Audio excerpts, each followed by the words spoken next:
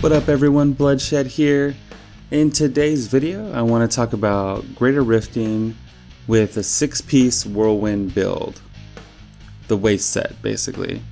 Now the race between Lamentation and the whirlwind build has been really fun to watch unfold here in Season 4. As of today, some dude in China cleared a level 72 grift with the 6-piece waist set. And here in America, some guy named Attempt, I think, cleared a level 70 with the same set. So this set is really kind of pushing the limits on grifting. Al Kaiser though has, the North American guy anyway, beat by 1 level, clearing the level 71 with the Lamentation set. So I'm interested to see how it pans out. In the PTR, I really thought 6-piece waist set was going to be number 1, and it's looking that way. I think it's going to end up being the number 1 solo, obviously solo, Barb clear anyway, by the end of the season. So the build we're going to talk about today is a slightly different variation than the others. I mean, hell, like the top 3 waist builds on the leaderboards are all slightly different variations. So this video is going to be more focused on me clearing a 60 and what you can do kind of to hit the 60 as well. RNG does play a huge role in how you build. You get some sets with melee reduction, and you can kind of, take your resistances and place them elsewhere. You get this and that, and you can kind of mix and match things. So RNG does play a huge role. So I'm going to talk about some of the benchmarks and some of the mechanics involved with this set for the 2.3 era. Now I noticed while rifting, while running 60s, consistently, that I needed a lot of health to heal through and just a tank in general.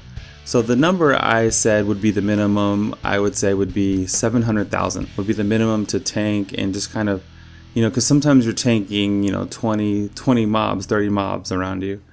And self-buffed, you're going to want at least 45% chance to crit.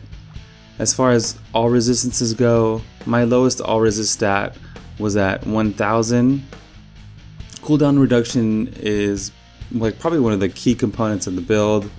We want to keep Iron Skin up as much as possible, and also Wrath of the Berserker. So hopefully you can hit that 50%, around that 50% CDR mark.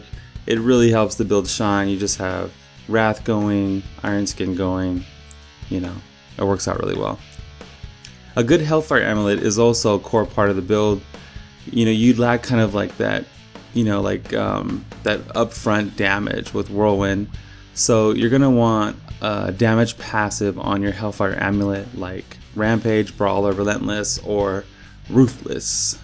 And of course, critical hit you want to get, so you want to get one of those passes, and you want to get crit damage and main stat. This is very important, getting this Hellfire Amulet locked down. I do not have one yet, so instead I put crit damage on it, and I got a damage passive. So if you have bad RNG like me, you can kind of forego getting crit because we have so much crit. I mean, when Wrath of the Berserker's up, we have 10% chance to crit, and just in general, we have lots of crit coming from our gear. We can sacrifice it on the amulet if we have to. I did it because I think the passive is stronger. As far as bracers go, it's up to you. Pure damage ones are great, like Steady Strikers, especially if you have an ancient version of them, or Lacunis if they have, Lacunis are good. So you're going to want to get physical damage on them, attack speed, crit, and all res. But you can also use other bracers. You can combo Ancient Parathians with some % chance to stun stats on your gear. So I think you can put them on gloves and on your weapons, and even on your followers' weapons. So when they're stunned, you actually get a bonus for that. You could even combo Strong Arm Bracers with the S of Johan on your gear for a further damage boost. There's lots of things you can do with the bracers to kind of, complement your character depending on how you're building. And of course, a link to this barb will be in the description down below. I want to talk about tactics though before we part our ways here. As far as tactics go, you really want to group up at a bare minimum 10 mobs. Now this is really why I used the Demoralize rune with Threatening Shout. It's just to kind of pull more monsters as I go from pack to pack, mobs to mob, and just keep pulling them together, grabbing them, and running. So you definitely want to skip all yellow packs. This has kind of been like a rule of thumb lately, is you just no yellow packs. They take way too long.